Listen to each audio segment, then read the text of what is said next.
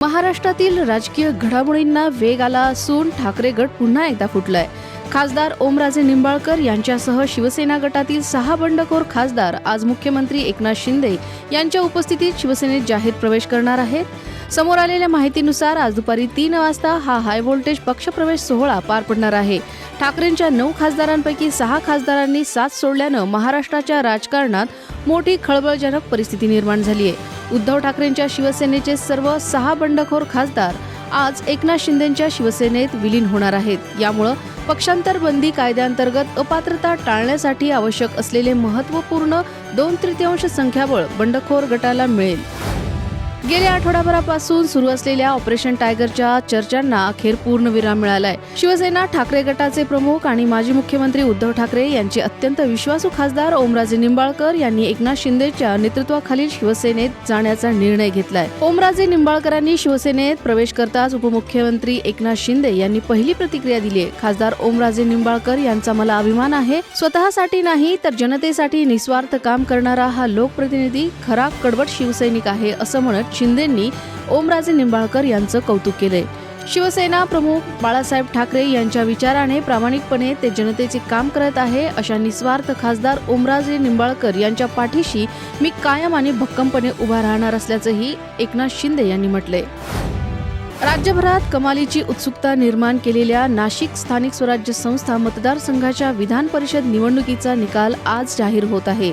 मात्र या निकालाच्या काही तास आधीच निवडणुकीत एक मोठा ट्विस्ट पाहायला मिळालाय. निवडणुकीतून माघार घेतल्याचे मानले जात असलेले अपक्ष आणि भाजपचे बंडखोर उमेदवार गोकुळ गीते यांनी अचानक मतमोजणी केंद्रावर हजेरी लावत मोठा घुमजाव केलाय. मी निवडणुकीतून माघार घेतली नव्हती आणि मला विजयाचा 100% विश्वास आहे असा दावा त्यांनी केलाय. यामुळे महायुतीचे अधिकृत उमेदवार नरेंद्र दराडे यांच्या अडचणी वाढण्याची शक्यता निर्माण झाली आहे. महायुतीचे उमेदवार आणि पदाधिकारी यांना पहिल्या दिवसापासून ज्या गोष्टीची शंका आणि संशय होता तेच आज घडताना पाहायला मिळतंय. गोकुळ गीते यांची मतमोजणी केंद्रावर झालेली एंट्री ही सर्वांच्या भुवया उंचावणारी ठरली आहे. मी शिवसेना पक्षप्रमुख पदाचा राजीनामा देऊन सामान्य शिवसैनिकाला त्या पदावर बसवायला तयार असल्याचं मोठं वक्तव्य शिवसेना पक्षप्रमुख उद्धव ठाकरे यांनी शिवसेनेच्या 60व्या वर्धापन दिनी सोहळ्यात म्हटलं होतं. या वक्तव्याची मुख्यमंत्री देवेंद्र फडणवीस यांनी खिल्ली उडवली आहे. या वक्तव्याचा संदर्भ देत मुख्यमंत्री देवेंद्र फडणवीस यांनी उजाडलेल्या गावाची पाटीलकी मी सोडतो असं म्हणण्यासारखं आहे. आता राहिलाच कोणता राजीनामा, ती वेळ का आली अशी विचारणा फडणवीस यांनी केली आहे. फडणवीस पुढे म्हणाले, शिवसेना म्हणजे पक्ष नाही तर तो शिवसेना पक्षप्रमुख बाळासाहेब ठाकरेंचा विचार आहे आणि तो संपत्तीचा वारसा नाही तर विचारांचा वारसा आहे. तो विचारांचा वारसा ज्या क्षणी त्यांनी सोडला त्या क्षणी विचार मान्य असणारे सगळे वेगळे झाले. ज्यावेळी आत्मचिंतन करण्याची गरज होती त्यावेळी उद्धव ठाकरेंनी आत्मचिंतन केले नाही. हा त्याचा परिणाम आहे. बाळासाहेबांची शिवसेना आता एकनाथ शिंदे चालवत आहेत आणि बाळासाहेबांचा धनुष्यबाण व विचार त्यांच्या सोबत असल्याचं फडणवीस यांनी म्हटलंय. शिंदेच्या शिवसेनेचं ऑपरेशन टायगर आता यशस्वी झालंय. शिवसेनेच्या ठाकरे गटाच्या 6 खासदारांची आता राजकीय अधिकृत भूमिका जाहीर झाली आहे. लोकसभा अध्यक्ष ओम बिर्ला यांना दिलेलं ठाकरे गटाच्या 6 खासदारांचं संमतीपत्र आणि सर्व खासदारांचे एकत्र फोटो व्हिडिओ आज प्रसिद्ध होणार आहेत. बंडखोर 6 खासदारांनी शिवसेना शिंदे गटात प्रवेश केल्यानं आता एनडीएमध्ये शिवसेनेच्या लोकसभा खासदारांची संख्या 13 वर पोहोचणार आहे. उपमुख्यमंत्री एकनाथ शिंदे आज विधान भवनात प्रसारमाध्यमांशी संवाद साधणार आहेत. ऑपरेशन टायगरचा पुरावा ठाकरेंच्या गटाकडून मागितला जात होता. लोकसभा अध्यक्ष ओम बिर्ला यांच्याकडून गटस्थापना केल्याची सर्व प्रक्रिया पूर्ण झाल्याचे शिंदे गटाकडून सांगण्यात आले होते. मात्र प्रमाणपत्र आणि फोटो समोर आला नसल्यानं अजूनही शंका उपस्थित केली जात होती. पण आज अध्यक्षांच्या ऑफिसमधून दोन्ही गोष्टी बाहेर येतील असं सांगण्यात येते. मुंबईत आज पावसानं दमदार हजेरी लावली आहे. पश्चिम उपनगरांमध्ये पहाटेपासून पावसाला सुरुवात झाली आहे तर मध्य मुंबईतही सकाळपासून पावसाला सुरुवात झाल्याचं पाहायला मिळतंय.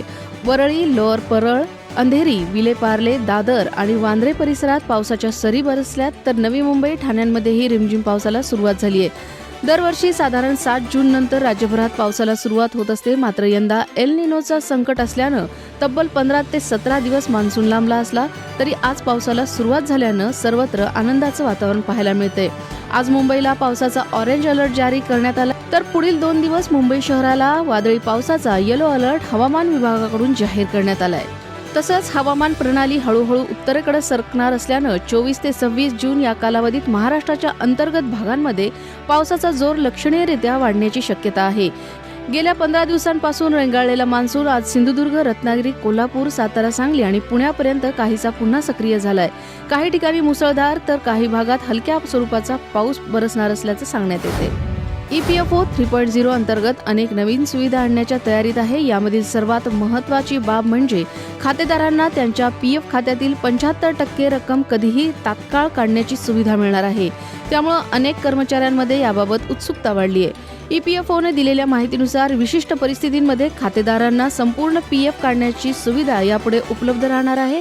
नैसर्गिक आपत्ती, महामारी, कंपनी बंद होणं, दीर्घकाळ बेरोजगारी किंवा गंभीर आजारासाठी उपचार अशा परिस्थितीमध्ये सदस्यांना संपूर्ण रक्कम काढता येणार आहे. सध्याच्या नियमानुसार अशा वेळी पैसे काढण्यासाठी कारण नमूद करावं लागत होतं. तसंच संबंधित कागदपत्रही सादर करावी लागत होती. अनेकदा कारण मान्य न झाल्यामुळं अर्ज नाकारले जात होते. मात्र EPFO 3.0 यामुळे ही प्रक्रिया अधिक सुलभ होणार आहे.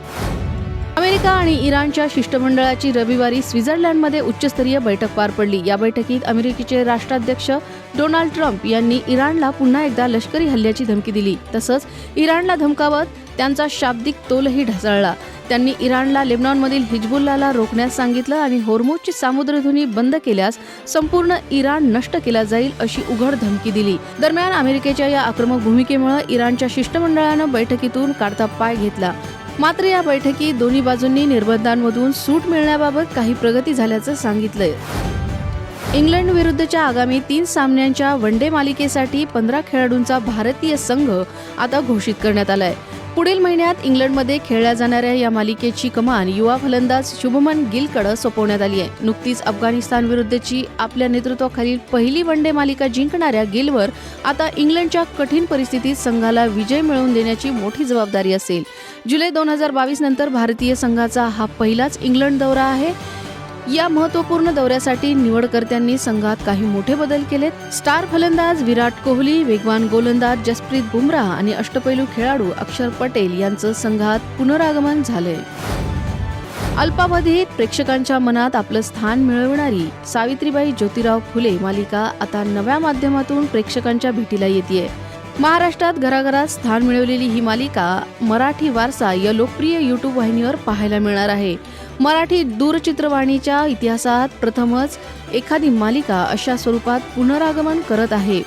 फुले दाम्पत्यांनी समाज परिवर्तनासाठी दिलेला लढा, शिक्षणाची क्रांती आणि समतेचा संदेश नव्या पिढीपर्यंत अधिक प्रभावीपणे पोहोचावा हाच या पुनर्प्रवासातील आमचा उद्देश आहे. ही मालिका केवळ मनोरंजनाचं माध्यम नसून सामाजिक जाणीव जगवणारी आणि प्रेरणा देणारी चळवळ आहे, असं डॉक्टर अमोल कोल्हे यांनी म्हटलंय. सध्या ही मालिका सर्वप्रथम मराठी वारसा या लोकप्रिय YouTube वाहिनीवर पाहायला मिळणार आहे. त्यानंतर टप्प्याटप्प्यानं इतर डिजिटल माध्यमांवर विस्तार करण्याचा आमचा विचार असल्याचंही त्यांनी म्हटलंय.